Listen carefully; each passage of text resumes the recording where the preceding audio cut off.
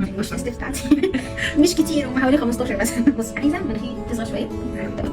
عايزه يكون في سوفت جلام كده، ما يكونش طبقات وعايزه تبقى الدنيا رايقه كده، وعايزه ابقى شويه تاند يعني شويه، وعايزه الميك اب بتاعي على نود مش بينك، عايزاه على بيجات او يعني او كده بني كده خفيف او بتاع، وعايزه هايلايتر بس مش كتير يعني، عايزه وشي يبقى فيه جلو يعني ينور كده، وشويه اللبس تبقى فيها بلمب، تمام. مع ان ده عكس ان انا مش عايزه روج يكون يعني ليب جلوس، عايزاه يكون مات.